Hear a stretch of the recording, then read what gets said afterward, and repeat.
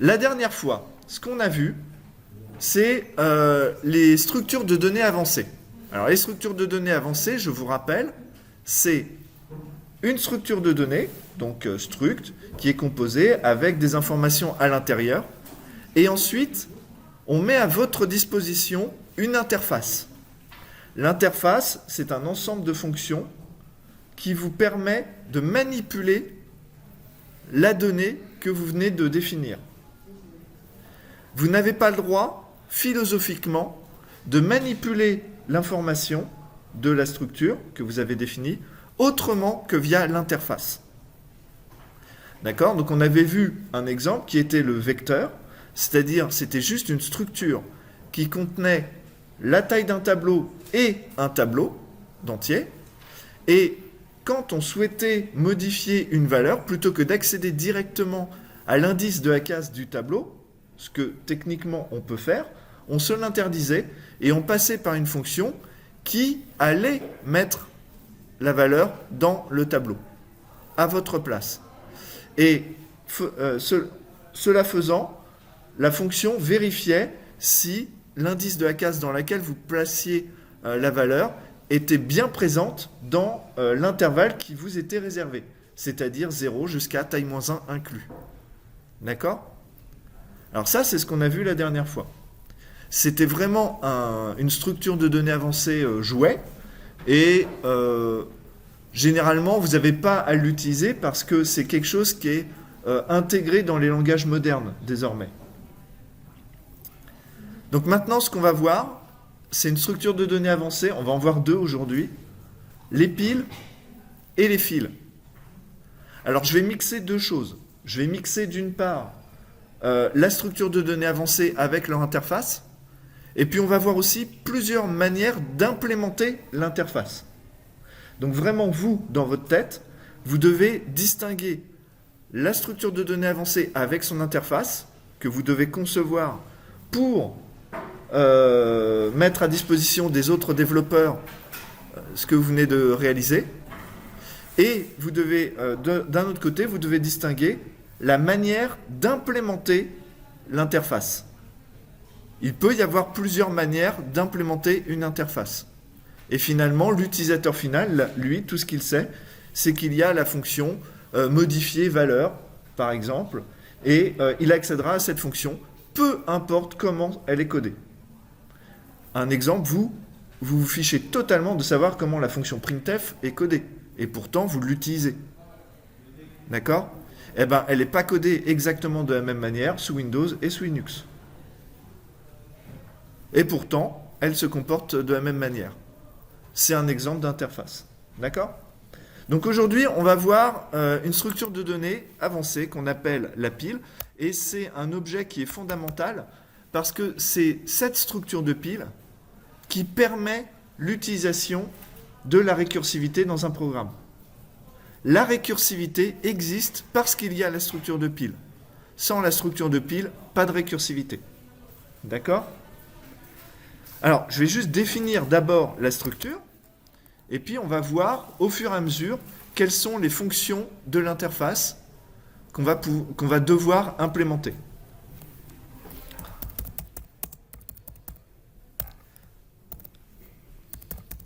Alors, une structure de pile, ça permet d'enregistrer des informations. Alors, là, à titre d'exemple, on va manipuler des entiers, comme d'habitude, mais comprenez bien qu'on peut manipuler tous les objets qu'on souhaite.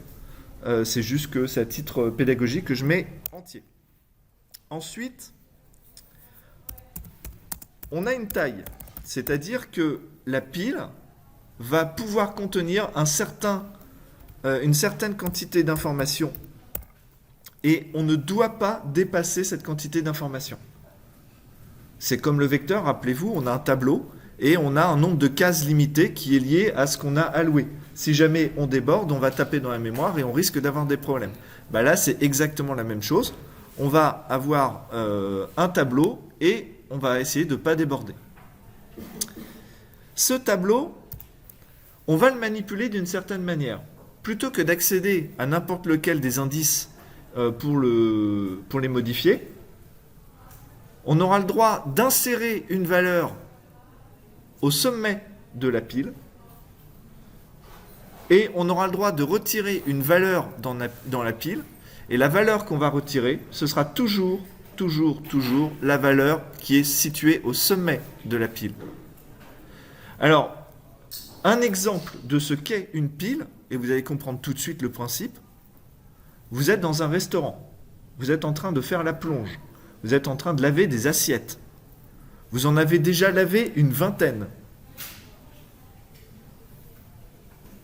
Vous en lavez une 21e. Vous la posez où? Au-dessus ou en dessous de la pile? Au-dessus. Parce que sinon, c'est très simple comme geste. Si vous essayez de le mettre en dessous, vous posez l'assiette, vous soulevez la pile, vous le mettez par... Vous voyez que c'est très compliqué. Donc, on va rajouter la pile au-dessus. On a empilé une assiette. Empilé. Maintenant, il y a un serveur qui arrive et qui a besoin d'une assiette en urgence parce qu'il a fait tomber l'assiette qu'il avait. Il va prendre laquelle? Celle qui est tout en bas de la pile ou celle qui est au sommet de la pile? Toujours pareil, celle qui est au sommet de la pile. Ça, si vous avez compris ça, vous avez compris ce que c'est qu'une pile. On peut ajouter un élément au sommet de la pile, on peut retirer un élément du sommet de la pile, mais tout le reste, on s'en fiche. Alors après, bien sûr, il y a d'autres fonctions qui sont mises à disposition dans l'interface. Est-ce que la pile est vide? Ça nous permet de savoir si on peut encore retirer un élément. Est-ce que la pile est pleine? Qui nous permet de savoir si on peut rajouter un élément. On peut, si on souhaite vérifier que notre programme fonctionne bien, avoir une fonction qui va afficher les éléments de la pile. Mais finalement, c'est tout. Cette structure, elle va nous permettre d'implémenter la récursivité. Alors, on a un tableau d'entier, et dans ce tableau d'entier, on peut mettre un certain nombre d'éléments. Ce qui serait intéressant, c'est de savoir combien on a d'éléments déjà placés dans notre pile. D'accord? Pour savoir où placer le prochain élément, ou pour savoir où se trouve l'élément qu'on va retirer.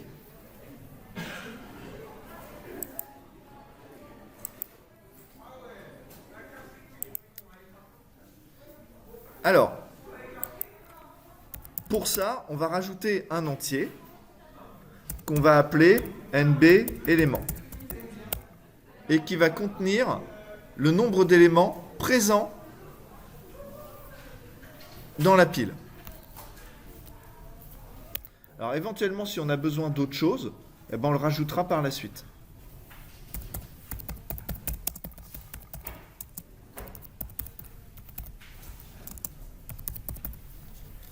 Voilà, donc je renomme mon type struct pile en pile, et on va pouvoir manipuler des éléments, des objets, voilà, un nouveau type de données qui s'appelle pile.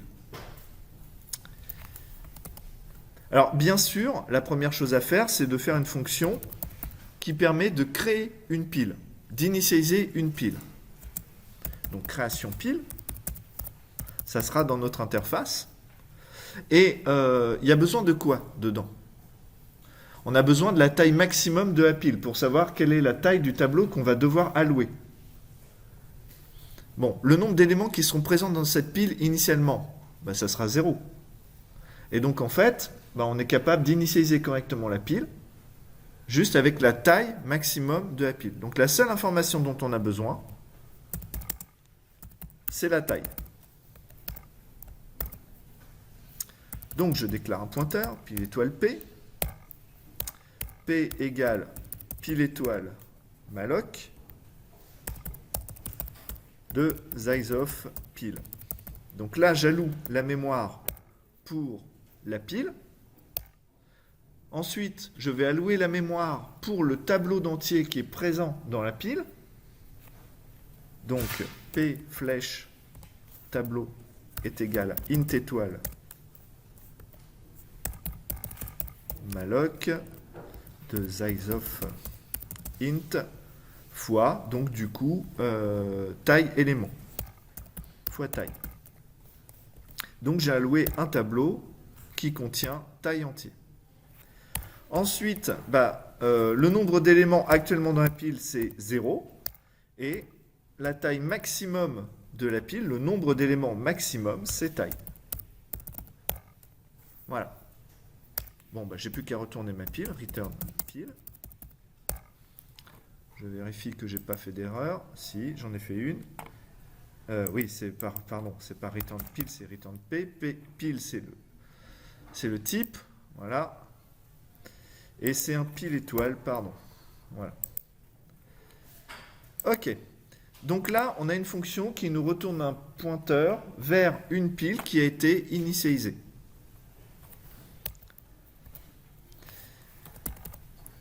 Alors, d'après vous, comment est-ce qu'on peut savoir si la pile est vide?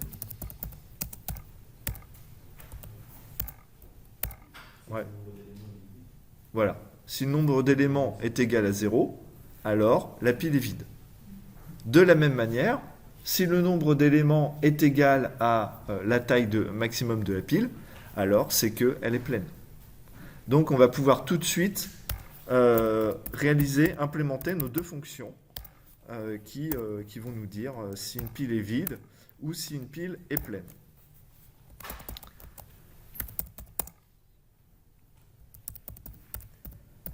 Alors je l'appelle pile est vide. On pourrait l'appeler est vide, mais comme après on va implémenter une autre structure de données qui est la file, et qu'on aura aussi des fonctions est vide et pleine, je ferai pile est vide et file est vide, voilà, pour que ce soit plus simple. Donc on lui passe en argument le pointeur de notre pile. Voilà. Et si jamais le nombre d'éléments est égal à 0, alors on retourne oui, elle est vide. D'accord? Je vous rappelle en langage C, 0 c'est faux, ça veut dire non. Tout le reste, c'est vrai. Donc si P flèche NB éléments est égal à 0, bah on retourne 1, par exemple. Dans tous les autres cas, on retourne 0. Voilà. Donc c'est pas très compliqué. On va faire la même chose avec est-ce que la pile est pleine?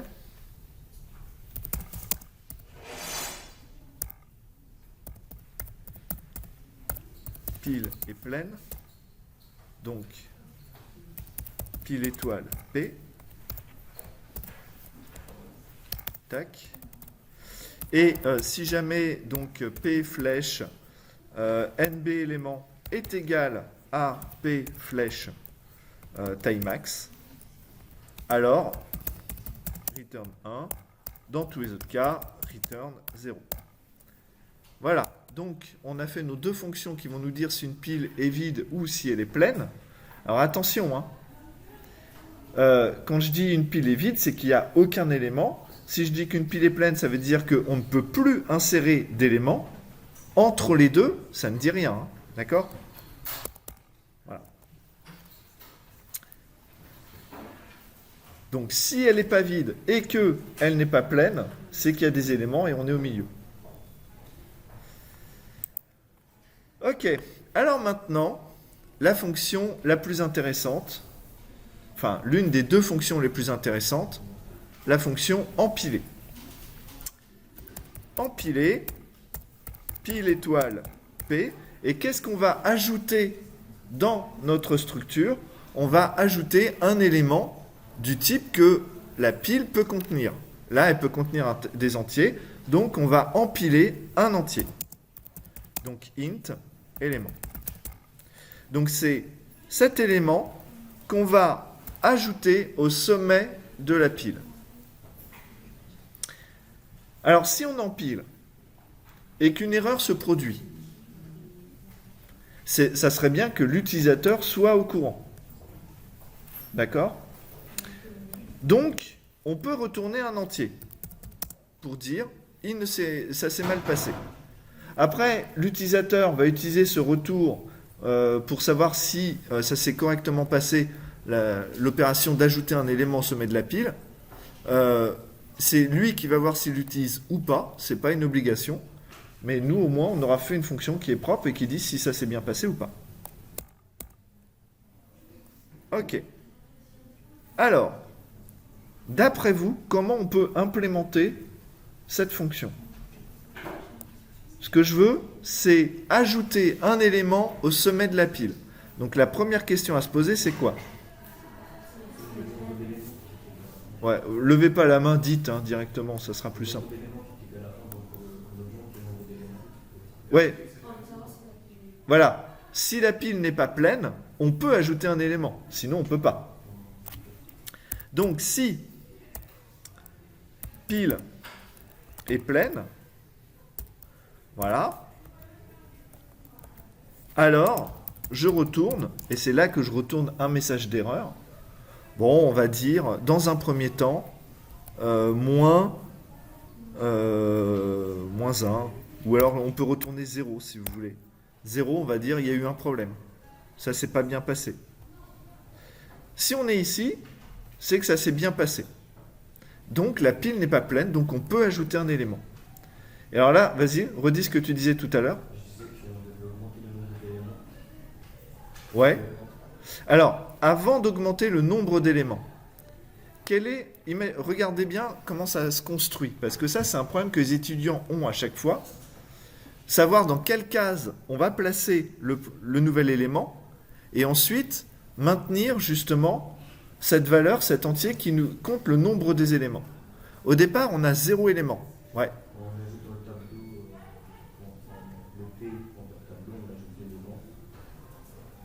À quel indice? À quel indice? C'est ça ma question.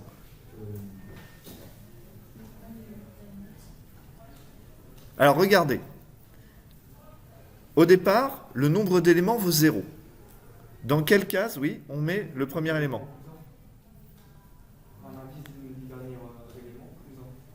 Alors, alors, regardez la première fois. Je crois que tu as la bonne... je le sens. La première fois qu'on ajoute un élément dans un tableau, on le met dans la case d'indice combien? La première case d'un tableau. Voilà. Donc la première fois, on l'ajoute dans la case d'indice 0. Quelle est la valeur de la variable qui contient le nombre d'éléments présents dans la pile? Au départ, elle est initialisée à 0. Et voilà. Et donc vous voyez que la valeur, la variable nb élément qui est présente dans la pile, vous donne l'indice de la case du tableau dans laquelle vous devez insérer la prochaine valeur. Voilà. Donc on va faire P flèche tableau. Donc ça, on accède au tableau. Dans la case d'indice P flèche NB élément. Et là, on met la valeur élément. D'accord? C'est notre variable qu'on a passée en argument. Et là, maintenant, on vient d'insérer un élément. Donc, on va modifier la valeur de la variable NB élément et on l'augmente de 1. Donc, P flèche NB élément plus. D'accord? Et donc là, regardez, la première fois, j'ai placé une valeur dans la case d'indice 0 et j'augmente le nombre d'éléments qui est à 1. La deuxième fois, je vais placer une valeur dans la case d'indice 1 et NB élément passe à 2, etc., etc. Et donc, vous voyez que là, on est tout à fait cohérent. Ok. Ça s'est bien passé. On retourne 1 pour dire, bah, ça s'est bien passé. D'accord? Donc là, on va pouvoir ajouter des éléments. Normalement, on ne peut pas déborder du tableau parce qu'on a vérifié que la pile n'était pas pleine. Et si la pile est pleine, alors on retourne un message d'erreur. Bon, là, en l'occurrence, 0.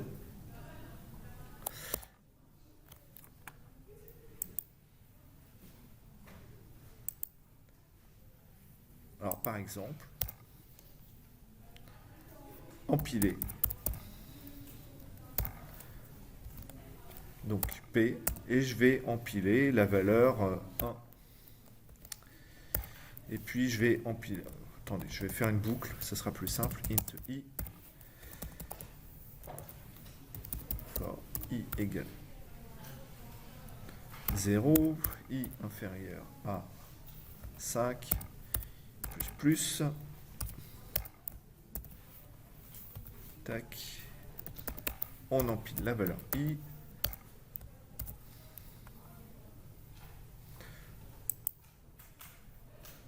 bon, en tout cas, ça s'exécute sans faire planter. On va aller jusqu'à 15, donc on va essayer de déborder. Et pour le moment, ça ne plante pas. Donc, a priori, on a fait quelque chose qui semble correct. Alors, bien sûr, là, ça serait intéressant de pouvoir visualiser ce qui se passe tout de suite. Donc, ce qu'on va faire, la prochaine fonction qu'on réalise, c'est une fonction qui va nous afficher la pile. Alors, la fonction d'affichage de la pile, normalement, c'est quelque chose qui n'est pas à disposition des développeurs. Ça ne fait pas vraiment partie de l'interface. D'accord ? C'est juste une fonction qui va vous permettre à vous, pendant la conception de l'interface, de vérifier que votre structure de données avancée se comporte comme vous le souhaitiez. Que vous n'êtes pas en train de faire une bêtise et que le code fait bien ce que vous vouliez que ça fasse. Donc, affichage pile étoile P, tac. Et là, ce qu'on va faire,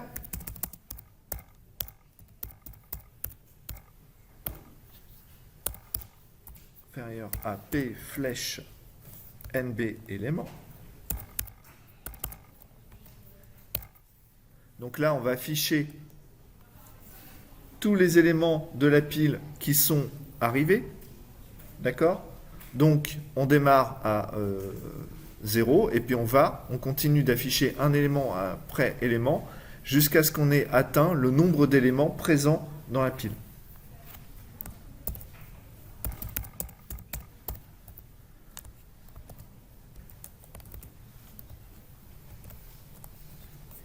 Alors, attendez. Tac. Hop. Virgule. P, flèche. Tableau. De i. Voilà. Et au départ, printf. Anti/n. Et on affiche, par exemple, une barre verticale. Donc vous avez vu, je vais séparer chacune des valeurs par une barre verticale. Et une pile vide, je le représenterai par juste une barre verticale. Pour bien montrer, il y a quelque chose qui est vide. D'accord ? Plutôt que ne rien mettre, parce que ça, sinon après, quand vous allez visualiser les choses, vous ne saurez pas si c'est un saut de ligne impromptu ou si c'est vraiment une barre verticale. Voilà. Ok.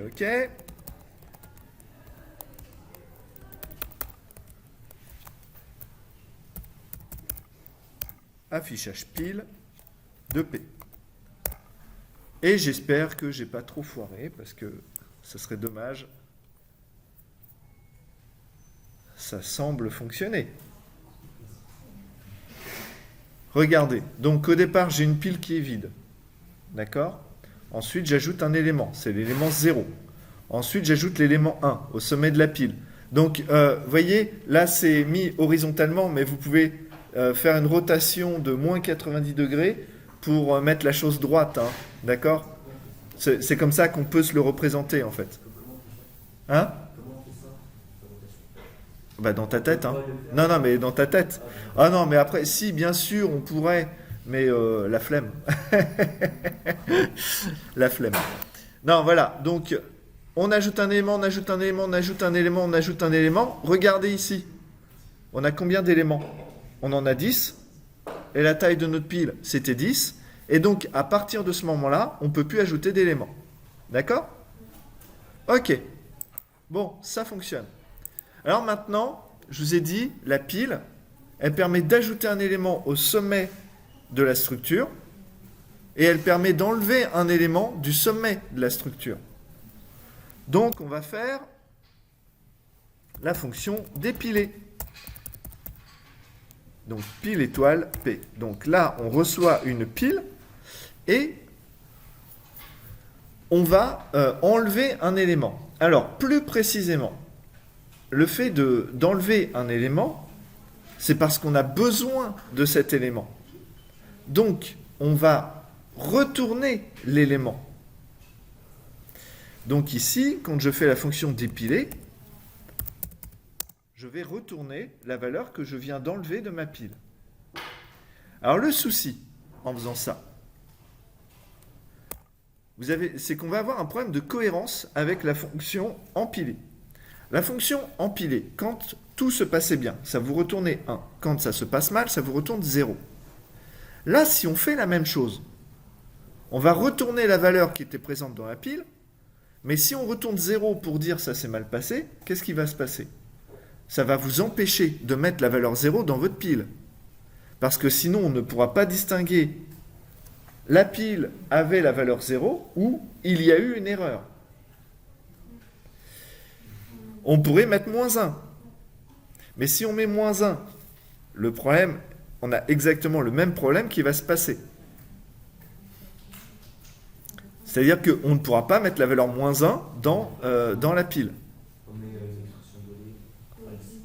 Bah, là, tu es obligé de mettre un entier, de retourner un entier. C'est du C, donc tous tes chemins d'exécution doivent retourner une variable du même type. Alors, la solution, qui est sale, c'est de retourner la valeur de l'entier minimum. Le plus petit entier possible codé dans le langage C. Comme ça vous permet de retourner n'importe quelle valeur, sauf la plus petite. Quelle est la probabilité qu'on l'utilise, cette valeur-là? Ça reste très, très faible. D'accord? Dans des langages plus évolués, vous pourrez retourner d'autres choses. Par exemple, Python, le langage Python, vous pouvez retourner des valeurs qui sont de type différent. Donc on pourra lever une exception, on pourra dire il y a un problème, voilà. Mais en C, c'est une technique très utilisée, on retourne la valeur de l'entier minimum. Quelle est la valeur de l'entier minimum? Il y a une bibliothèque qui nous retourne, qui nous donne cette valeur-là. C'est limits.h. La bibliothèque limits.h contient les valeurs limites des différents types qui sont implémentés. Vous avez int min, int max, float min, float max, etc., etc. Et donc, ça vous permet d'avoir ces valeurs-là. Donc, c'est très pratique. Et donc, quand on souhaite enlever une valeur, on va pouvoir retourner un message d'erreur maintenant. Dans quel cas on retourne un message d'erreur? Ouais, quand la pile est vide, on retourne un message d'erreur parce qu'on ne peut pas enlever quelque chose d'une structure qui est vide. Donc, si pile est vide, donc, attendez, de P, voilà, return, et là, int, vous voyez, int max, là, il me...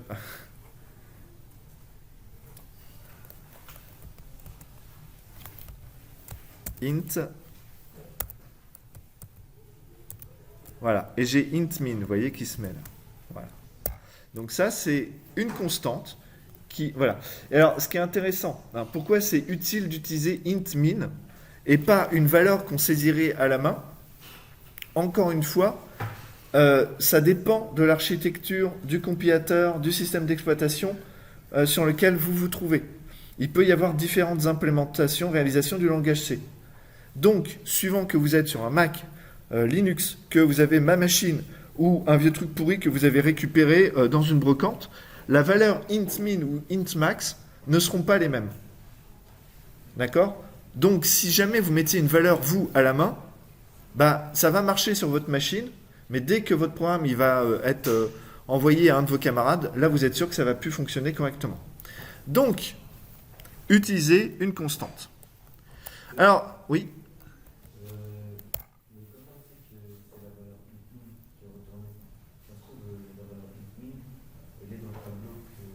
Oui, alors, non, mais je suis d'accord. Alors, en fait, si tu veux, là, ce qui est en train de se passer, regarde, tu as l'ensemble des valeurs des entiers. Ça va de int min jusqu'à int max. D'accord? Donc, au milieu, tu as quoi? Tu as 0, tu as 1, tu as 2, tu as 3, etc. D'accord? Là, on va avoir moins 3, moins 2, moins 1, etc. Donc, tu vois, tu as ton ensemble d'entiers défini en langage C. Si tu enlèves, si comme message d'erreur, tu envoies une valeur qui est au milieu, c'est problématique. Parce que tu ne peux pas autoriser un ensemble avec un trou au milieu. Alors que si tu prends la valeur la plus petite, ou la plus grande d'ailleurs, hein, ça pourrait très bien marcher, qu'est-ce qu'on fait? On dit juste, du coup, notre espace de définition de notre pile, ça sera de int min plus 1 jusqu'à int max. Et donc, tu as un ensemble qui est cohérent. On pourrait très bien dire, ça va de int min jusqu'à int max moins 1. C'est pareil, ça serait cohérent. Ce qui est incohérent et dangereux, c'est de faire un trou au milieu de ton espace de définition. Parce que là, pour le coup, tu ne peux pas savoir si les valeurs qui sont après, elles sont vraiment présentes. Tu vois, tu t'interdis d'utiliser des éléments dans ta pile. Mais c'est pas idéal, hein, on est d'accord. Mais de toute façon, en langage C, tu n'as pas le choix. Parce que tous les chemins d'exécution doivent retourner une donnée du même type. Donc même si tu renommes les types, que tu fais un type def et tout ça, tu vas te retrouver exactement dans la même situation. Alors après, c'est ce que je disais, hein, dans les langages plus récents, il y a d'autres possibilités, bien sûr. Et il ne faudra pas utiliser cette astuce-là que je vous présente aujourd'hui. En Python, tu lèves ou en Java, vous levez une exception. Tu dis, tiens, il y a une exception, ça t'interrompt ton truc, et c'est comme ça que ça marche. Hein. Voilà. Ok, alors, si on arrive ici, c'est que notre pile n'est pas vide. Comment fait-on pour enlever un élément d'un tableau? On ne peut pas réellement enlever un élément. Oui? Alors, on va retourner la dernière valeur, celle qui est au sommet de la pile. Ça, je suis d'accord. Mais, il y a un truc à modifier. Alors, comment tu enlèves la dernière valeur du tableau? C'est ça ma question.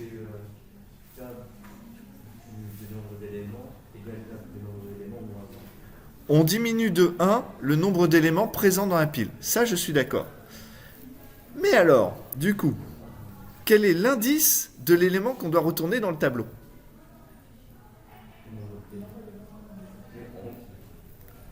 On devrait d'abord retourner et après ensuite... tu ne peux pas retourner avant de diminuer. Parce que si tu retournes, tu sors de la fonction.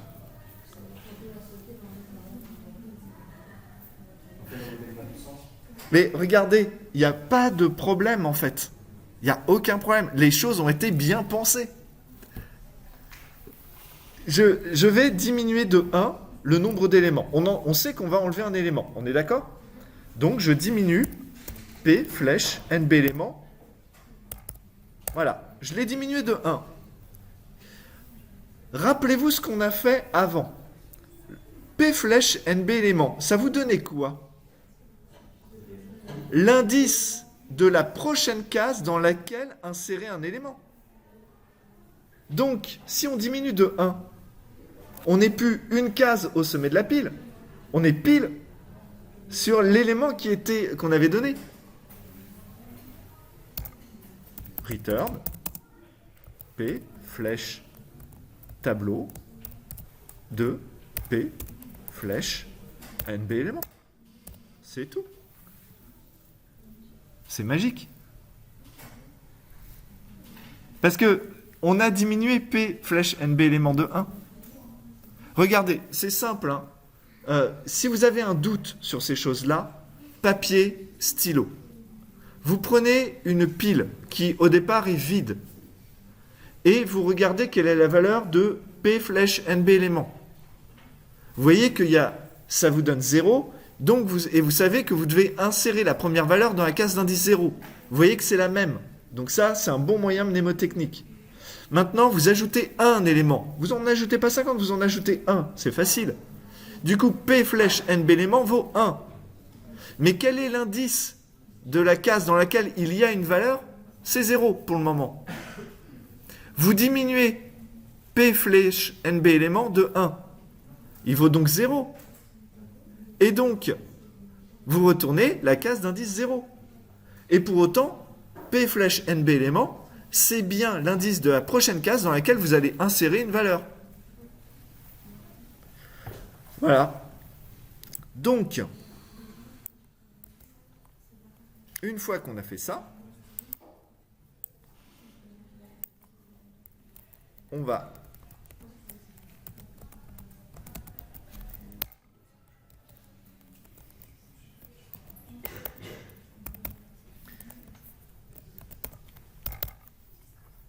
juste dépiler. Pour le moment, je ne fais rien avec la valeur.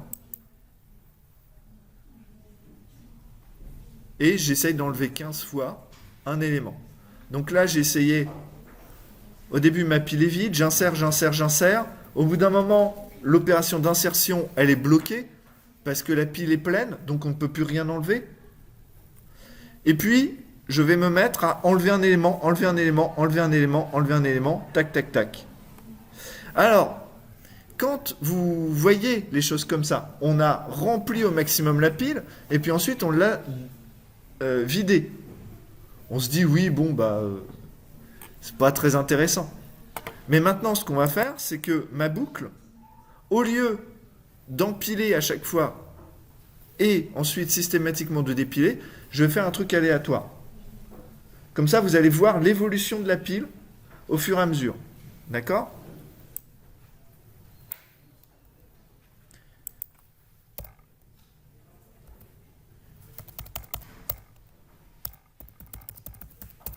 Dépiler P. Voilà. If rand modulo 2. Donc si rand modulo 2, enfin si rand est pair, si le retour de la fonction rand est pair, alors j'empile la valeur i. Sinon, je dépile. Dans tous les cas, j'affiche la pile.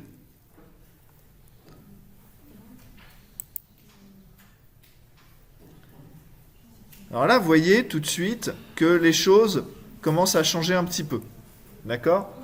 C'est plus tout à fait... voilà. On a fait tac, 0, 1, 0, tac. Là, j'empile une nouvelle valeur, 4.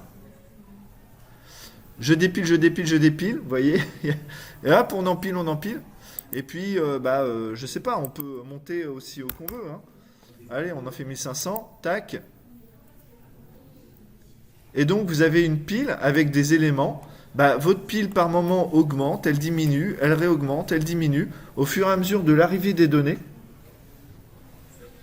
vous n'avez pas de connaissance sur le nombre de données qui vont vous arriver ou qui vont repartir a priori.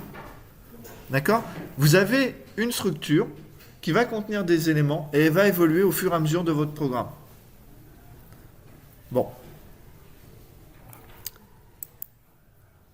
Finalement, on a un certain nombre de fonctions qu'on a créées et on a notre structure. On va nettoyer un peu ce fichier. Alors vous savez que les fonctions, là vous voyez ici, j'ai défini la fonction création pile. C'est-à-dire que j'ai mis le code de la fonction. Mais on peut aussi déclarer les fonctions. Pour déclarer les fonctions, on va juste prendre le prototype. D'accord ? On le met à un endroit de notre fichier, là où on veut. Et on met juste un point virgule. D'accord ? Donc là, je peux le relancer. Bon, voilà, j'ai mon programme qui s'exécute normalement.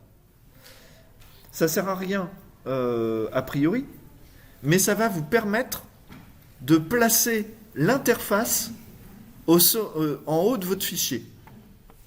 Ce qui fait qu'un utilisateur qui va arriver, il va regarder votre fichier et tout de suite, il va savoir ce qu'il a le droit de faire. Donc là, j'ai mis création pile. Est-ce qu'elle est vide? Je vais mettre les points-virgules après. Hein. Est-ce qu'elle est pleine? on a empilé, on a dépilé, et puis j'avais dit, ça fait pas partie de l'interface, mais bon. On est dans le gris. Voilà, l'affichage. Tac, tac, tac, tac, tac. Alors, là, regardez. On a l'essentiel de l'information que vous avez besoin de connaître si vous n'avez pas vous-même implémenté ces différentes fonctions. D'accord? Il y a un de vos copains qui a réalisé le code et il vous envoie le fichier. Qu'est-ce que vous avez besoin de connaître? Vous savez ce que c'est qu'une pile, hein. Quand même, ça, vous devez le savoir. Mais si vous savez comment se comporte une pile, on a une structure. Donc ça, c'est important parce que vous devez savoir quel est le nom de la structure que vous allez manipuler. Ensuite, vous avez la fonction création pile qui attend une taille et qui vous retourne un pointeur de pile. C'est assez explicite. Si vous voulez, vous pouvez mettre un commentaire pour dire que ça va initialiser une pile vide qui peut contenir au maximum taille élément. Hein, vous pouvez mettre un commentaire. Pile est vide. Bon, bah voilà. C'est pareil.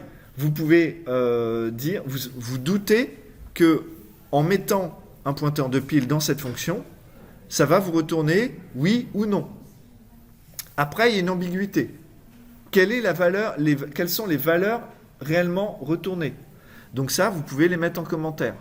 Parce que je vous rappelle, là on dit oui ou non, mais en fait nous on ne retourne pas oui ou non, on retourne 0 ou 1.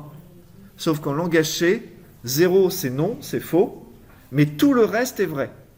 On pourrait très bien retourner 5, ça voudrait dire vrai.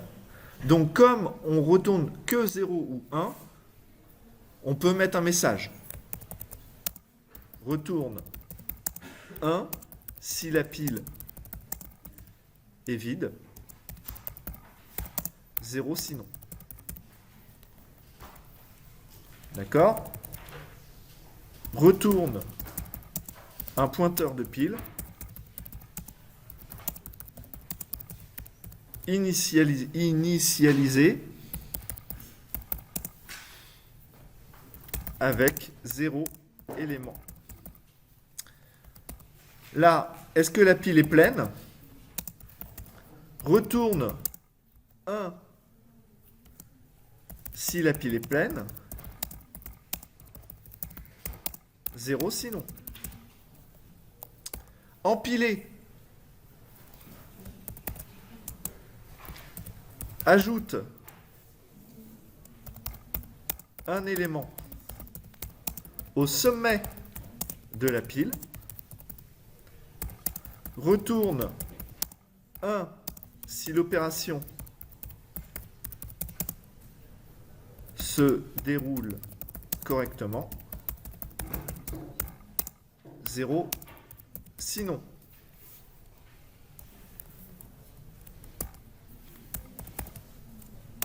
Retourne l'élément situé au sommet de la pile. Retourne int min si la pile est vide. D'accord? Affiche le contenu d'une pile. Et alors là, concrètement, tac, tac, tac, tac, tac, tac, tac.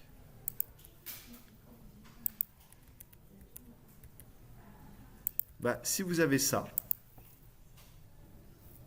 vous n'avez pas besoin du reste, hein. On est d'accord. Vous savez comment manipuler la pile. Vous avez toutes les fonctions, les prototypes qui sont là. Les seules ambiguïtés sont levées par les commentaires qui sont à côté. Alors, dans des langages plus évolués, ça ne sera pas des commentaires, ça sera une documentation, donc des fichiers à part, généralement sous forme de pages HTML ou de choses comme ça, qui auront été générés automatiquement. Voilà. Soyons clairs, On est dans une époque où il y a tellement de code qui est produit, réalisé par tellement d'équipes, que les gens n'arrivent plus à maintenir des documentations correctes. C'est très compliqué. D'accord? Vous avez à peu près... Enfin, vous avez les grosses bibliothèques qui sont maintenues correctement parce qu'il y a une communauté derrière et donc pour chaque fonction, on va vous dire comment elle fonctionne. Mais de plus en plus, la documentation devient inexistante. Et là, j'ai un collègue qui dit « Ouais, mais la doc, c'est le code ». Ça veut dire que si vous avez, soit vous trouvez des tutoriaux, soit vous allez lire comment est codée la fonction pour voir ce qu'elle fait. Ça rentre un peu en contradiction avec ce que je vous enseigne là sur les structures de données avancées, mais c'est juste une réalité concrète des choses, parce que les choses évoluent tellement vite qu'on n'a pas forcément le temps de... Faire des commentaires dans votre code qui sont sans fin, ça ne sert à rien. Il faut faire des petits commentaires. D'accord? Utiles, précis et pertinents. Le reste, on s'en fout. D'accord? Si vous faites une documentation, il faut qu'elle soit efficace et il faut qu'elle soit à jour. Il n'y a rien de pire que d'avoir une documentation avec telle fonction permet de faire ça, vous utilisez la fonction et là on vous dit, ça fait planter votre programme et ça vous dit déprécatide. Parce que la fonction n'existe plus dans la nouvelle version de la bibliothèque. Mais ils n'ont pas mis à jour la documentation. Un exemple en Python avec NetworkX, ça m'est arrivé hier. Voilà. Ok. Donc si ça vous avez compris, bah, vous savez manipuler des piles. D'accord? Maintenant, on va voir deux choses. Je vais essayer de vous faire le lien entre la pile et la récursivité. Et ensuite, ce qu'on va essayer de faire, c'est qu'on va essayer de réaliser une nouvelle... Non, je vais d'abord vous présenter la structure de file, qui est une autre structure de données, très proche de la pile. Et ensuite, bah, je vais vous embêter avec d'autres implémentations de l'interface. Par exemple, une pile, on pourrait très bien l'implémenter avec une liste chaînée.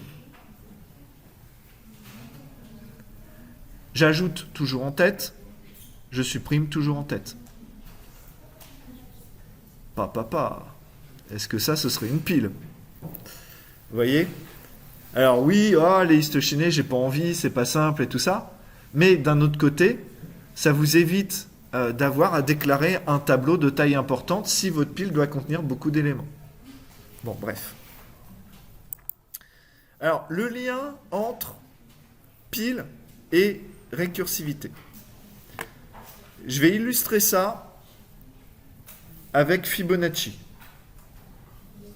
Donc, rappelez-vous de la fonction Fibonacci. On va la coder ici. In Fibo de int n. La version récursive, évidemment, parce que je veux faire le lien entre la récursivité et la structure de pile. Donc, si n est inférieur à 2, je retourne n. Donc, grosso modo, si n vaut 0, je retourne 0. Si n vaut 1, je retourne 1. D'accord? Dans tous les autres cas, return Fibo de n-1 plus Fibo de n-2. Tac, tac.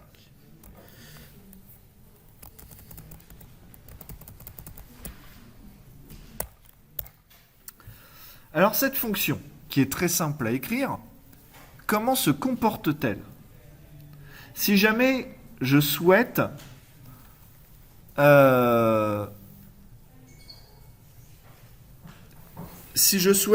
réaliser les appels de fonctions, d'accord? On va illustrer les appels de fonctions. Je vais prendre YED, ça va être très bien. Alors attendez. New, voilà. Admettons, donc là, chaque sommet, d'accord, chaque rond, ça va être un appel de fonction.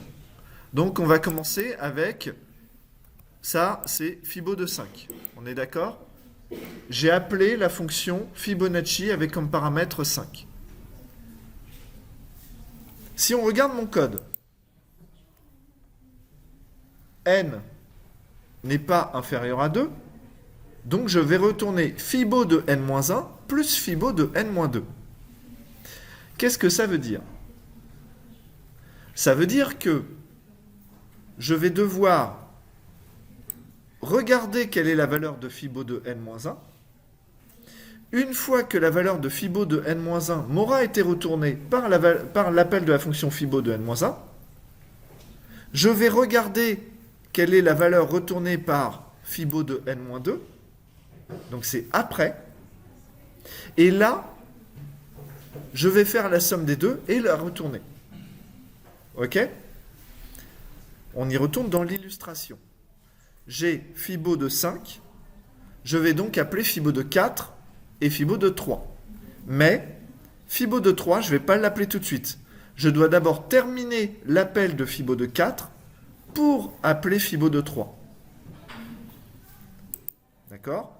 Je dois d'abord calculer la valeur de Fibo de n-1 et c'est uniquement quand cet appel-là et donc ces appels récursifs seront terminés que je pourrai commencer à appeler Fibo de n-2. Donc du coup, c'est ce qu'on va faire. J'ai Fibo de 5 et je vais appeler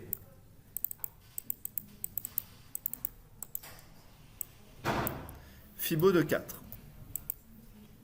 Fibo de 4. Ah, attendez.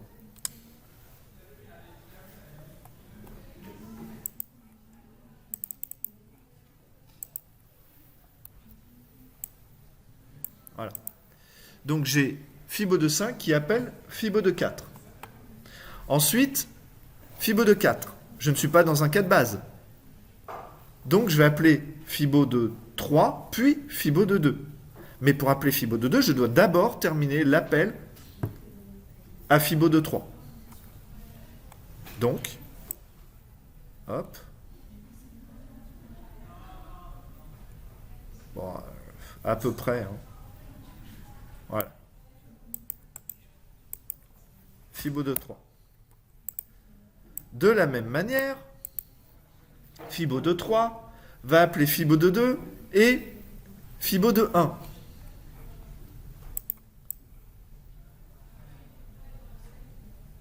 Alors, attendez, je galère un peu. Voilà. Fibo de 2. Et puis là, Fibo de 2 va appeler Fibo de 1, puis Fibo de 0. Donc regardez, j'appelle, je m'améliore, j'appelle Fibo de 1. Et là, Fibo de 1, vous voyez, ça y est, c'est terminé. Fibo de 1, c'est un cas de base. N est inférieur à 2. Donc, je vais retourner la valeur de N. Donc, ici, je vais retourner 1. Alors.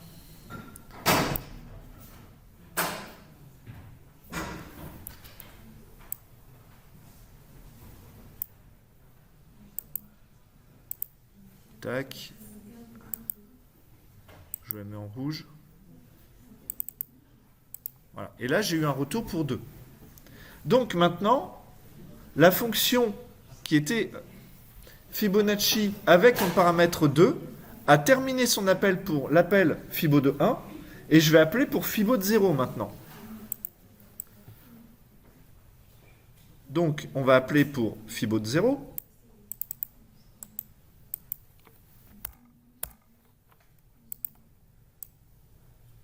Tac. Et là, Fibo de 0, c'est pareil, c'est un cas de base, donc ça va me retourner 0. On est d'accord? Donc, tac, et je le mets en rouge. Donc j'ai eu un appel, j'ai retourné le résultat Fibo de 2. Donc, en fait, la fonction Fibo de 2 va appeler Fibo de 1, puis va appeler Fibo de 0, et une fois qu'on aura eu les deux résultats, là, il sera capable de retourner un résultat à la fonction qu'il l'a appelée, c'est-à-dire Fibo de 3. Tac, tac, tac. OK? Fibo de 3 vient d'avoir le résultat de Fibo de 2. Il va donc pouvoir appeler Fibo de 1. On est d'accord? Donc, je vais appeler Fibo de 1, ici, tac, et Fibo de 1, c'est un cas de base, et donc, je vais retourner la valeur 1.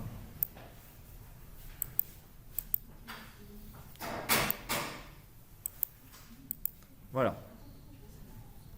OK.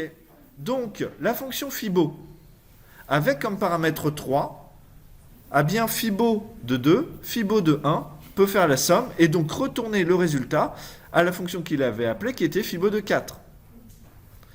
On y retourne. Donc, Fibo, tac, tac, et on a terminé cet appel-là. Donc, Fibo de 4 peut désormais appeler quoi? Fibo de 2. Alors, Fibo de 2, hein, ça va être ça. Ça va être le même ensemble des appels récursifs. Donc, grosso modo, on va avoir le même arbre ici. Voilà.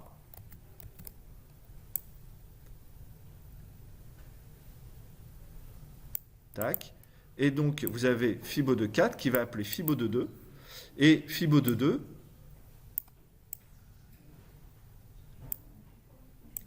qui retourne un résultat à Fibo de 4. Vous voyez ce qui est en train de se passer, l'ordre des appels? Parce que jusqu'à présent, quand je vous ai parlé des appels récursifs, je vous ai montré les choses en parallèle. Mais en fait, il y a bien un ordre sur les appels récursifs. C'était l'objet de la fonction affichage liste à l'endroit et affichage liste à l'envers. Et le simple ordre des appels de fonction change l'ordre d'affichage. Vous vous rappelez de cet exercice-là? C'est exactement ce que je suis en train d'illustrer là.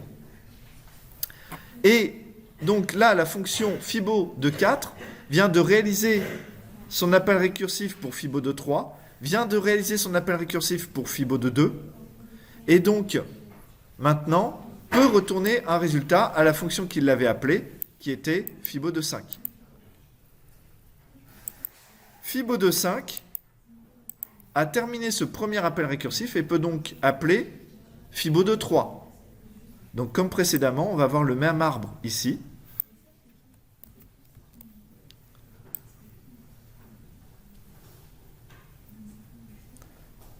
Tac. Et donc vous avez Fibo de 5 qui va appeler Fibo de 3. Fibo de 3 va appeler Fibo de 2. Fibo de 2 va appeler Fibo de 1. Va remonter. Fibo de 2 va appeler Fibo de 0. Va remonter. Va remonter. On appelle Fibo de 1. On remonte. Et on remonte.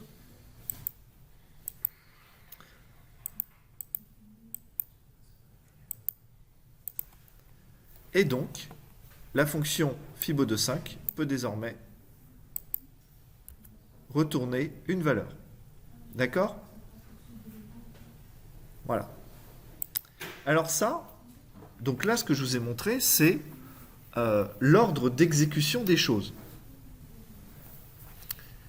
Maintenant, ce que je vais vous montrer, c'est une version de Fibonacci, mais qui va utiliser une pile.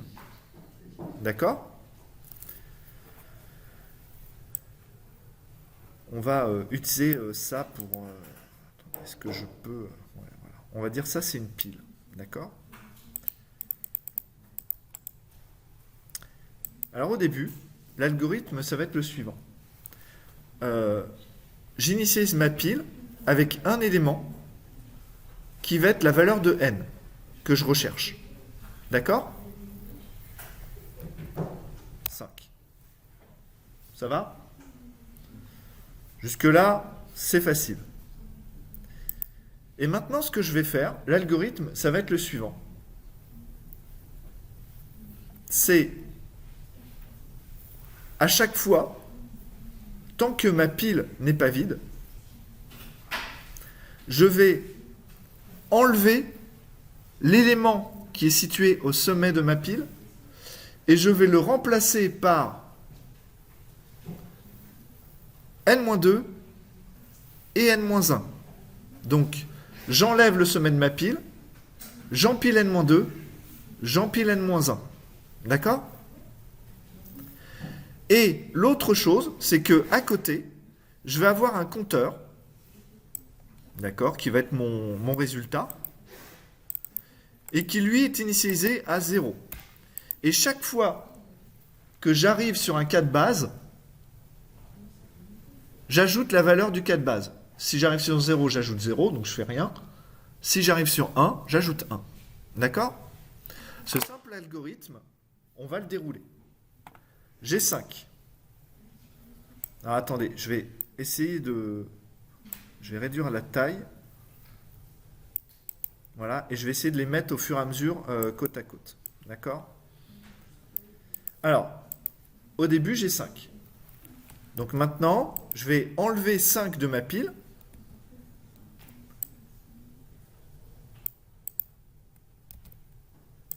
Et je vais empiler 5 moins 2 et 5 moins 1.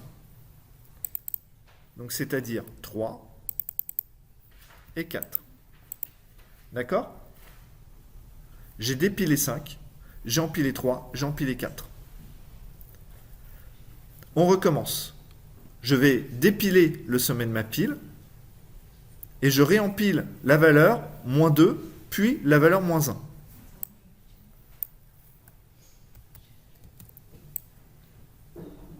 Tac. Donc j'enlève 4 et je vais remplacer 4 par moins 2, donc 2, et 4 moins 1, 3. D'accord? J'ai dépilé 4, j'ai rempilé 4 moins 2 et 4 moins 3. Ok? On recommence. Je dépile la valeur située au sommet de ma pile et je remplace par la valeur moins 2 et la valeur moins 1. Donc vous voyez la taille de la pile, enfin on monte, hein. Voilà, et donc là je mets 1. Donc 3 moins 2 ça fait 1, et 3 moins 1 ça fait 2. On recommence, je dépile le sommet de ma pile, et on y arrive, hein, vous inquiétez pas. Zut. Donc j'enlève le sommet de ma pile, et je vais mettre moins 1, moins 2. Donc 2 moins 2, ça nous fait 0. 2 moins 1, ça nous fait 1. Voilà. OK? On recommence.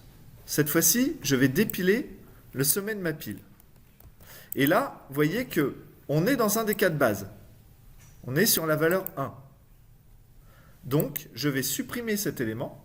Là, je n'empile plus rien. Mais j'augmente mon compteur, qui est ici, de la valeur du cas de base. Donc, je supprime cet élément. Et ici, j'augmente de 1, je passe à 1. L'étape d'après, je dépile le sommet de ma pile et j'augmente le compteur de la valeur du cas de base. Pareil. Donc là, j'augmente mon compteur de 0, il ne se passe rien finalement. Donc, je supprime juste. On recommence.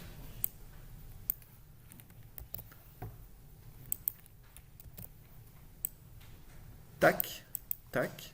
Là, j'ai 1, donc j'enlève l'élément et j'augmente mon compteur de 1. Je passe à 2.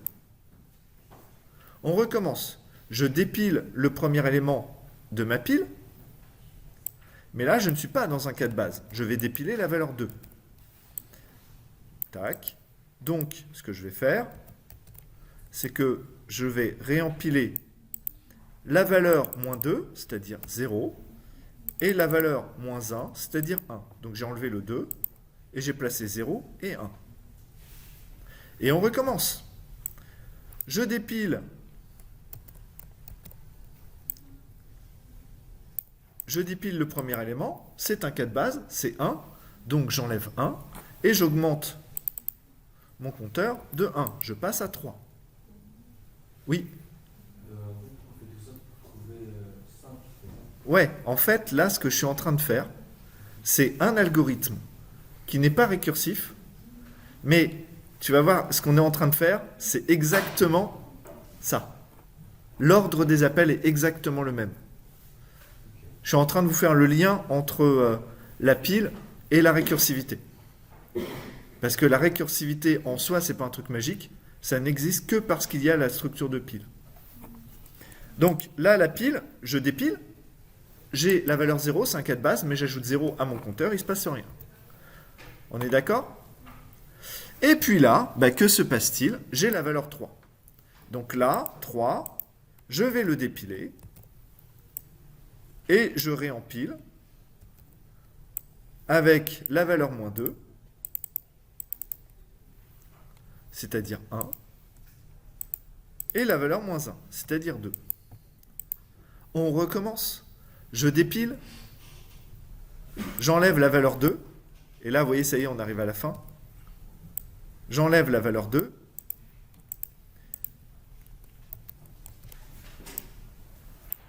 et je remplace par la valeur moins 2, c'est-à-dire 0, et j'ajoute 1. D'accord? Donc là, j'ai une pile de taille 3, et puis au sommet, j'ai 1. On recommence. Je dépile la valeur qui est au sommet de ma pile. C'est 1, donc j'ajoute 1 à mon compteur. C'est 4. Je recommence.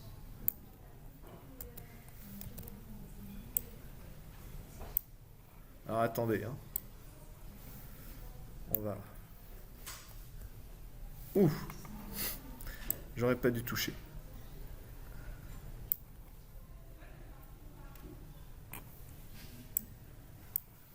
Voilà.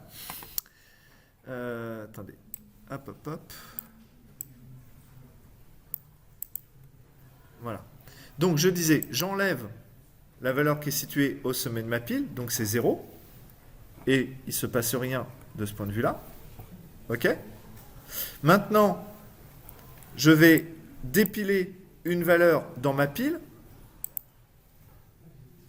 Donc j'obtiens 0, donc une pile vide. Enfin, une pile avec 0 élément. J'obtiens pas 0, mais j'obtiens une pile avec 0 élément, pardon. Et j'ajoute 1 à mon compteur. Bon, regardons ce qui s'est passé dans l'ordre. On avait 5. Je l'ai remplacé par 4 et 3. Et regardez dans quel ordre. J'ai mis le 3 en dessous parce que l'exécution de ce cas-là se fera après l'exécution de ce cas-là. Donc j'ai 3 puis 4 dans ma pile, ici. Là, donc on est sur 4. On a voulu exécuter 4, donc on a empilé 2 et empilé 3. Parce que l'évaluation de ce truc-là se fera après cette évaluation-là. Donc j'ai un 3 au sommet de ma pile. J'ai 3, 2, 3. Vous voyez qu'à un moment, tout est cohérent. 3, 2, 3. J'enlève le 3 et je remplace par quoi? Par 2 et 1 en dessous. Etc., etc.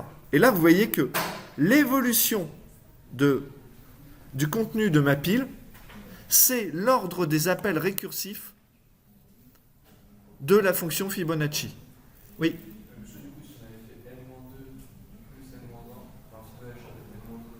Après, tu peux...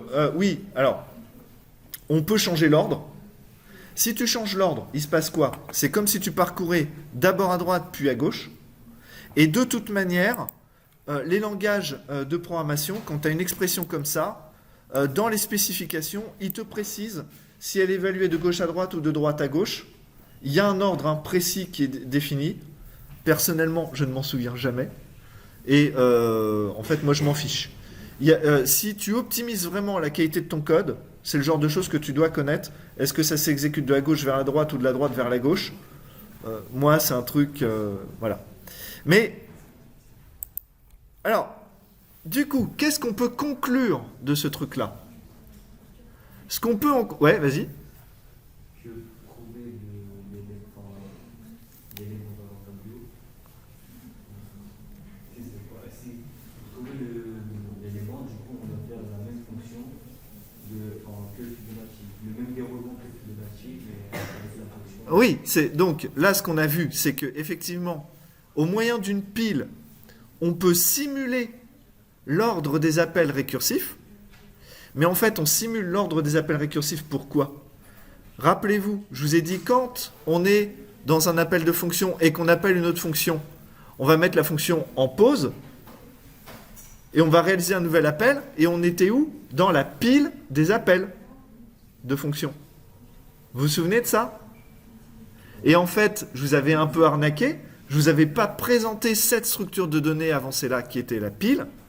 Mais derrière, quand vous faites des appels récursifs, c'est exactement ça qui se passe. On a une pile des appels de fonctions. Monsieur, Oui.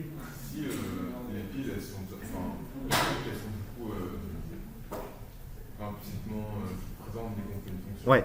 Mais pourquoi on en crée alors si on est déjà là? Alors, la pile, elle est implicitement présente pour les appels de fonctions.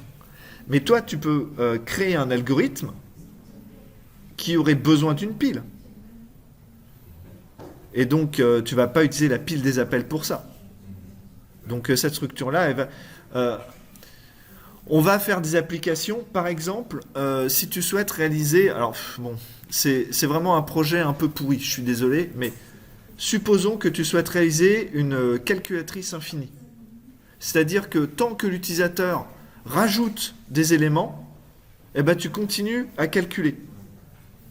Eh ben, ça, tu peux le faire au moyen d'une pile. Il y a une notation qui s'appelle le polonais inverse. Bon, c'est un peu vieux. Mais par exemple, plutôt que de faire 3 plus 2, tu tapes 3, tu tapes 2, tu tapes plus. D'accord? C'est l'opérateur binaire se trouve après les deux opérandes. C'est une notation qui était utilisée, même moi, je ne l'ai pas vue vraiment. Mais avant moi, ça y était. Et en fait, tu pourras utiliser l'algorithme suivant. Chaque fois que l'utilisateur rajoute un opérande, tu l'empiles. Chaque fois que l'utilisateur saisit un opérateur, tu dépiles les deux opérandes précédentes, tu réalises l'opération et le résultat, tu le réempiles. Et tu fais ça tant que ta pile contient un élément. Et là, tu vois, si tu fais un calcul qui est compliqué, bah, à la fin, le dernier élément qui est présent dans ta pile, c'est le résultat. Est-ce que ça existe des piles infinies? Alors, la structure de données de pile, du point de vue théorique, elle est infinie. C'est même, j'en ai discuté avec des collègues. Moi, quand je vous fais implémenter la structure de pile, je vous montre, je vous donne une taille max, et je vous dis, si jamais on dépasse, alors message d'erreur. Et ça a été un débat avec mes collègues parce qu'ils n'étaient pas d'accord. Ils me disent, non, une pile, c'est infini. Je dis, oui, mais comme on l'implémente en C, c'est pas infini, sinon on déborde la mémoire. Oui, mais une pile... Et en fait, il y a une vraie différence entre l'objet, la structure de données que tu manipules d'un point de vue intellectuel, et la structure de données que tu vas manipuler d'un point de vue concret, que tu vas implémenter. Et comment on choisit la bonne taille maximum? Ah, et ben ça, c'est ton taf de développeur. C'est ton taf de développeur et c'est en fonction de la situation, du programme, etc. etc. Généralement, si tu prends une taille de pile qui est suffisamment importante, tu n'auras pas d'ennui. Mais regarde, quand vous codez, c'est ça implicitement. Il y a la pile des appels et elle a une taille finie.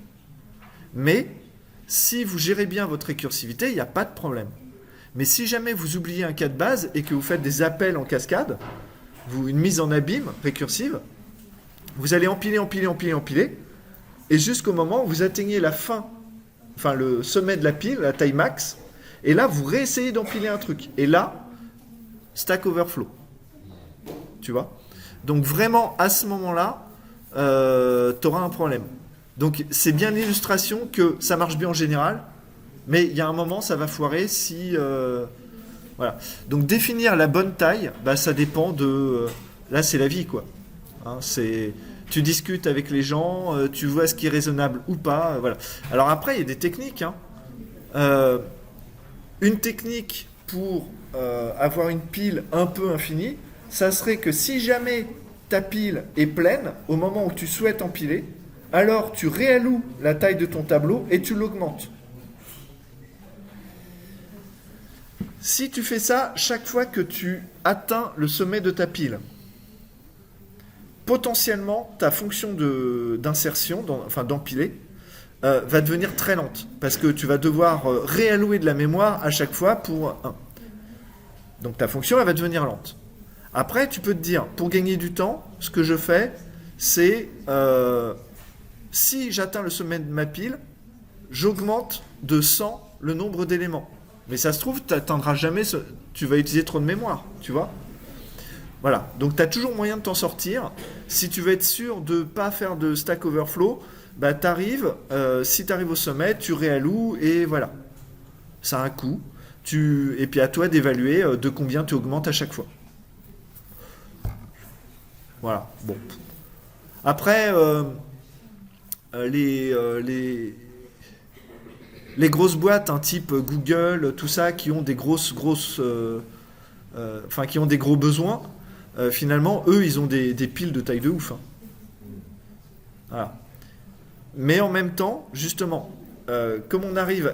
Ta question, elle est vraiment bonne parce que, justement, Google et la NASA et d'autres interdisent l'utilisation de fonctions récursives à leurs développeurs. Pourquoi ?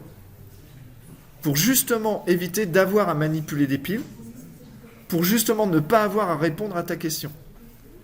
Parce que si jamais Google, il y a un truc qui plante, vous avez vu la semaine dernière, il y a eu une erreur de configuration sur un DNS de Facebook, et pendant une journée, il n'y a pas eu de Facebook. Oui, alors, ça dépend. Tu étais sur téléphone. Et en fait, ce que tu voyais, c'était du vieux contenu. Et moi, j'ai vu qu'il y avait une panne sur Facebook. Je me suis dit, c'est bizarre, j'accède. Et là, j'ai checké les dates. Et tu te rends compte que tu voyais du vieux contenu. Et quand tu allais sur le navigateur web, là, pour le coup, t'avais des problèmes. C'était assez marrant. Bon, bref. Mais un service comme ça, qui plante, vous avez vu le foin que ça fait? Ils ont perdu combien en bourse? 7 milliards? Ouais. Les mecs... Une après-midi, 7 milliards. Ça fait mal, parce qu'il y a toute la pub qui est sur Facebook, on en bouffe tellement, on s'en rend même plus compte, c'est un manque à gagner. Voilà. Donc une erreur de programmation, un bug, ça peut avoir des conséquences qui sont horribles, et en particulier si tu as une pile qui plante, voilà. Donc eux, ils évitent ces trucs-là. Voilà. Alors, ça, c'était le lien entre pile et récursivité. Et du coup, juste une chose à retenir. Comme on peut faire la même chose récursivement ou avec une pile, on en conclut que toute fonction récursive peut être implémentée de manière non récursive. C'est obligatoire, parce qu'il suffit d'utiliser une pile pour faire ce que je viens de faire, et vous n'avez pas besoin de la récursivité. Donc toute fonction récursive peut être réalisée de manière non récursive. C'est super important parce qu'on pourrait se dire peut-être qu'il y a des choses on peut les faire que récursivement. Non. Voilà. Alors, on a vu la structure de pile. On a vu le lien avec la récursivité. Maintenant, ce que je vais vous présenter, c'est une autre structure de données la file. Alors aussi appelée file d'attente. Alors ça, une file d'attente numérique, super utile. Quand vous avez Rammstein qui va faire un concert, pas loin, et que vous voulez acheter 2 billets, parce qu'avec votre pote, vous avez envie d'aller voir Rammstein. Vous allez sur la Fnac, et là, vous tombez sur 30 minutes d'attente. Mais 30 minutes d'attente qui sont fair play. C'est-à-dire que si vous prenez un autre navigateur et que vous arrivez, vous aurez plus d'attente que l'attente que vous avez eue initialement. Parce que c'est une queue, une file d'attente numérique, très grande. Alors, imaginez une file d'attente numérique, une file d'attente. Quelle est la différence avec la pile ? Ça va être quoi la différence, d'après vous ?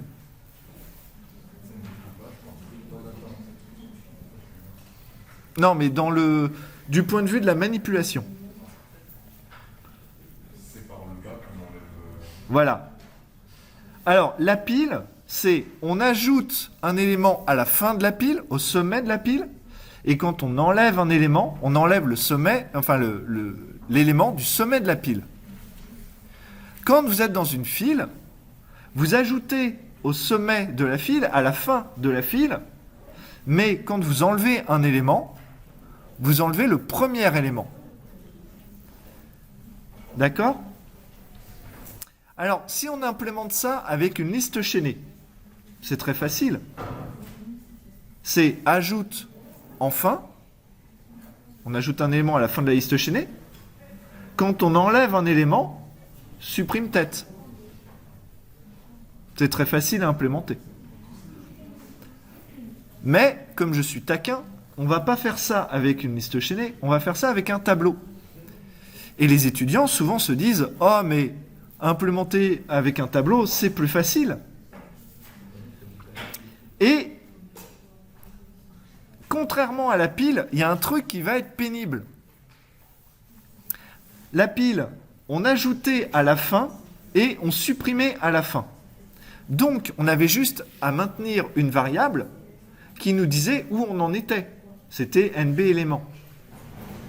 Mais là, si on fait une structure où on ajoute à la fin et où on supprime au début, regardez ce qui peut se passer.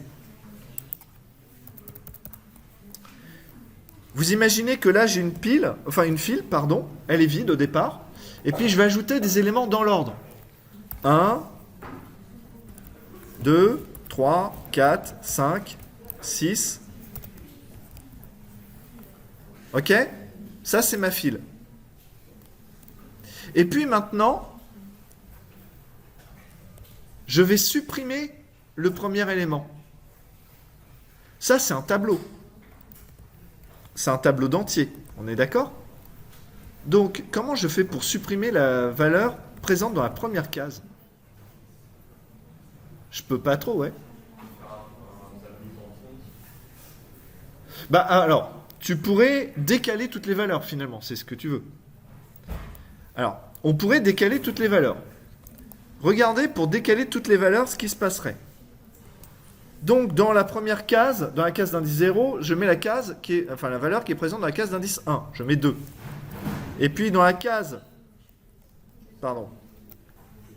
d'indice 1, je mets la valeur qui est présente dans la case d'après. Et puis après, et puis après, et puis après. Et donc, je vais réaliser un nombre d'opérations qui est égal au nombre d'éléments présents dans la file moins 1. Ouais, si tu rajoutes, tu rajoutes. Mais rajouter à la fin, c'est facile, tu vois. Il suffit de maintenir l'indice de la case qui est libre, voilà. Mais là, ce que votre camarade dit, c'est qu'on pourrait décaler toutes les valeurs. Mais vous imaginez que si on a une file d'attente avec, par exemple, Google, quand vous faites une requête Google, vous contactez le serveur.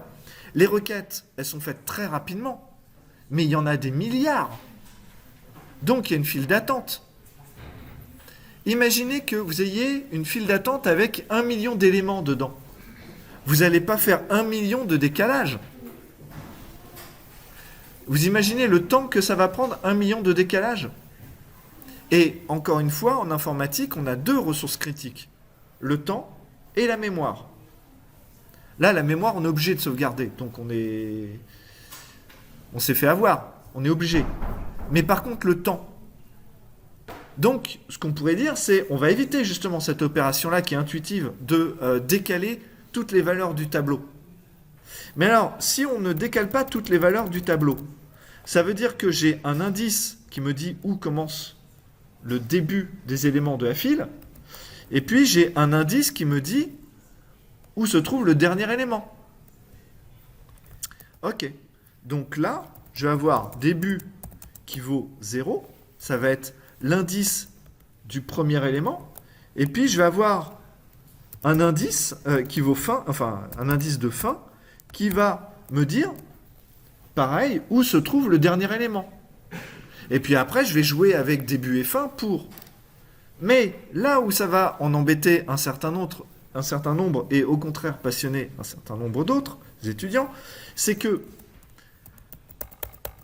si j'enlève un élément, début augmente, finalement. Parce qu'il suffit que je passe à la case d'après. On est d'accord ? Si j'ajoute un élément, fin va augmenter. Donc, au fur et à mesure, je vais avoir un tableau et je vais avoir des éléments qui seront tous situés à la fin de mon tableau. Et le début sera inutilisé. Vous comprenez ce que je veux dire ? Alors, comment on gère ça ? Alors ça, on peut le gérer en supposant que votre tableau est circulaire. C'est-à-dire que si on a 5 cases et que je suis à l'indice 4, eh ben, je pourrais aller à l'indice 5. Sauf que ça sera 5 modulo la taille du tableau. 5 modulo 5 est égal à 0. Et donc là, vous allez avoir un indice de début de votre structure, un indice de fin. Ils vont tous les deux augmenter. Et lorsqu'ils vont dépasser la taille du tableau, hop, ils vont revenir au début. Et alors avec ce mécanisme-là, ça veut dire que fin, qui est situé après début, il y a un moment, va passer devant.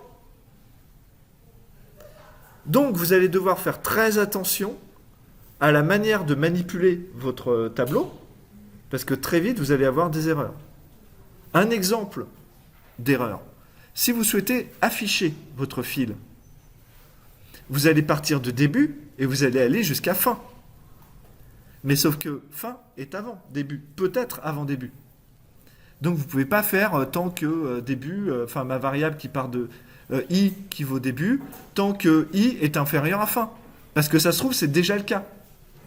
Donc vous allez devoir dire, j'initialise une variable à début, j'affiche la case d'indice début, la case d'indice, et ensuite j'augmente la valeur, tant que c'est différent de l'indice de fin.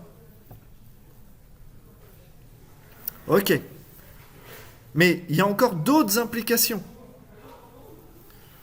Initialement, votre fil, début et fin, comment on les initialise ? Une manière intuitive d'initialiser début et fin, ça sera de dire au début, j'ai aucun élément. Donc, début vaut 0 et la fin vaut 0. C'est tout à fait raisonnable. Sauf que ça veut dire que pour vérifier si votre fil est vide, alors vous allez vérifier si début est égal à fin. On est d'accord ? Comment vous allez savoir qu'une file est pleine ? Du coup. Ouais. Suivant l'écart de début et fin. Modulo la taille du tableau. Donc, si fin indique la case, une certaine case par rapport à début, alors votre tableau sera plein.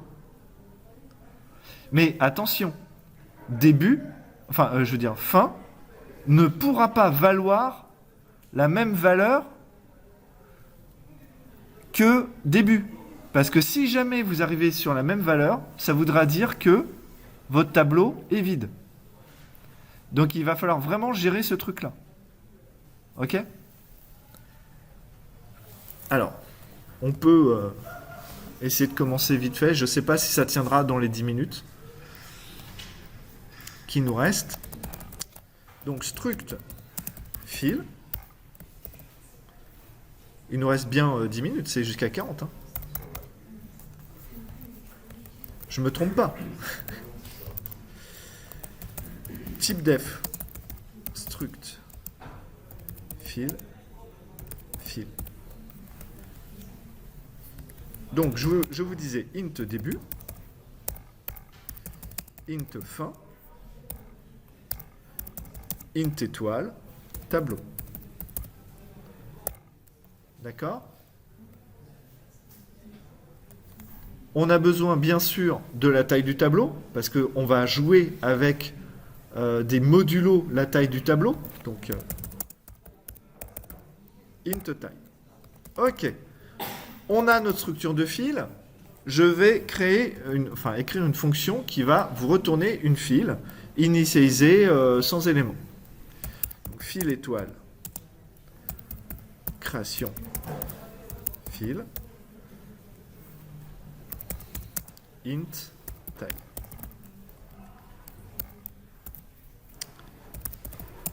Fil étoile f.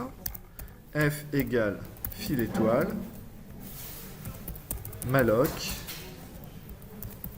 Size of fil. Voilà. Ensuite, je vais allouer le tableau égale int étoile malloc de size of int fois taille. Et je n'ai plus qu'à initialiser les différents éléments. Donc f flèche début égale 0. F flèche fin est égal à 0. Et f flèche taille égale taille. Return f. Donc là, j'ai ma fonction qui va initialiser ma structure de données, qui me retourne un truc. Alors, vous voyez, la nature de fin et de début, c'est pas tout à fait la même chose. Début, c'est l'indice de la case où il y aura le premier élément. Mais fin, c'est l'indice de la prochaine case dans laquelle vous allez placer une valeur. Donc je reviens sur cette histoire d'ajouter un élément pour savoir si la file est pleine. Ça veut dire que fin plus 1 doit être égal à début, modulo la taille du tableau. D'accord ? Mais fin, c'est l'indice de la prochaine case dans laquelle vous ajoutez une valeur. Ça veut dire que sur un tableau de taille 5, quand fin vaut 4, il n'y aura rien dans cette case-là. Et donc vous allez perdre une case de votre tableau. Donc, utiliser le tableau de manière circulaire, c'est bien, mais ça va vous faire perdre une case mémoire. Bon, c'est pas grand-chose. Hein. Alors, int, fil est vide. Fil étoile f. Donc là, pour savoir si la file est vide, c'est très simple. Si f flèche début est égal à f flèche fin, d'accord, alors on retourne 1. Oui, la file est vide. Else, return 0. Alors, est-ce que la file est pleine ?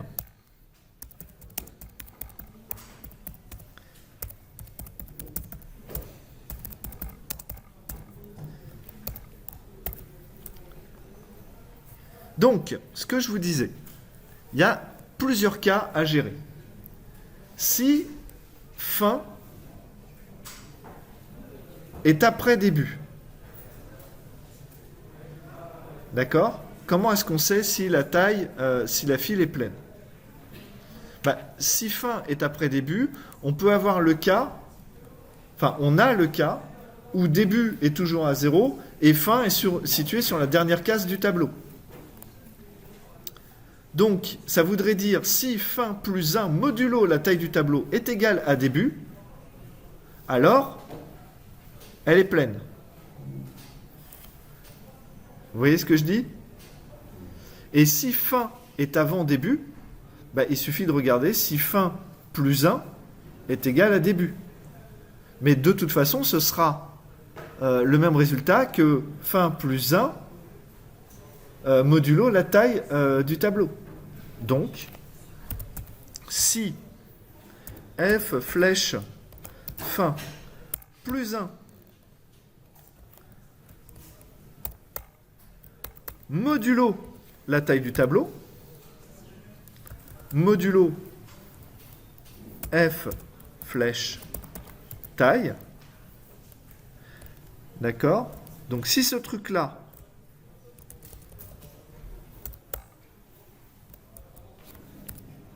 est égal à f flèche début, alors elle est pleine. La file est pleine. Sinon, return 0.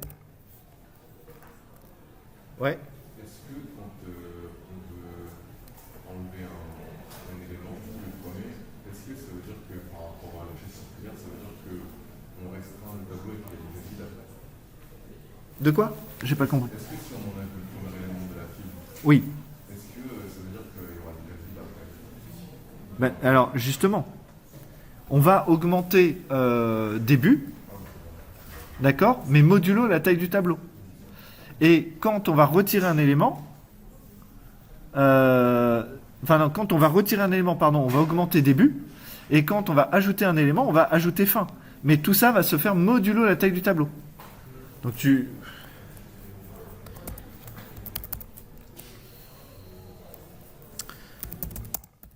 alors, enfiler fil étoile F, int élément.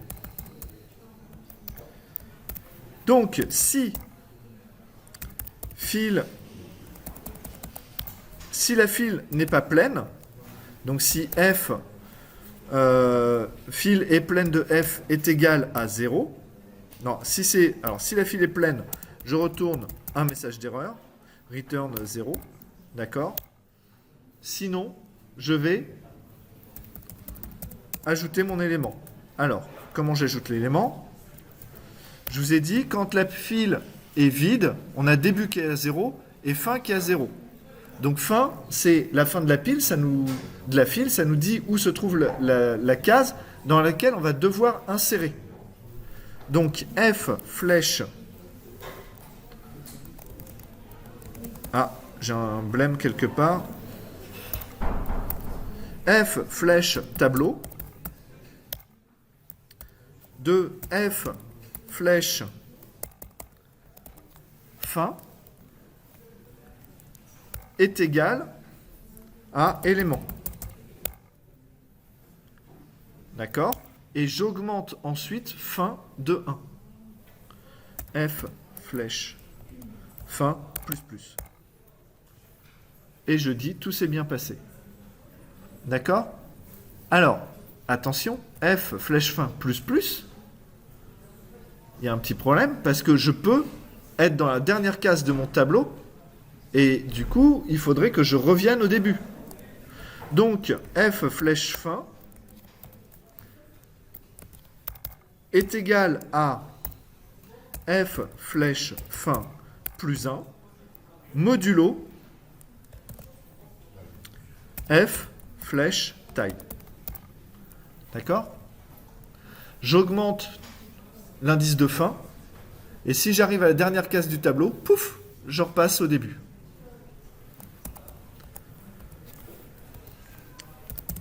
Défilé. Donc, toujours la même histoire. Fil étoile F. Donc là, on va augmenter début de 1 et on va retourner la case, enfin la valeur qui était présente à l'indice début. Alors là, je ne m'embête pas. TMP. TMP égale F flèche tableau de f flèche début. Je sauvegarde la valeur. Ensuite, f flèche début est égal à f flèche début plus 1 modulo la taille du tableau. Parce que c'est pareil, à force d'évolution, début pouvait être dans la dernière case du tableau et repasser devant.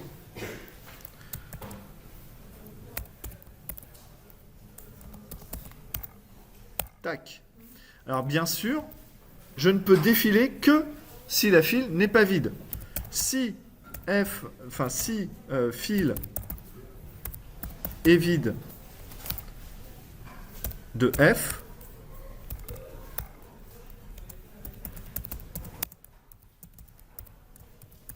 je retourne int min, toujours pareil. Dans tous les autres cas, return tmp. Ok? Il nous reste juste la fonction d'affichage. Mais je pense que vous avez un peu compris le principe. Donc, comme il est 40, je m'arrête là. Alors, j'espère que ça vous a plu. Essayez de recoder ça par vous-même. Je mettrai les codes à votre disposition. De toute façon, on va le coder en TD. Il y a un TD sur les piles, un TD sur les fils. Le schéma que j'ai réalisé avec YED, je vais vous le mettre à disposition. D'accord ? Et puis, je vous dis à mardi.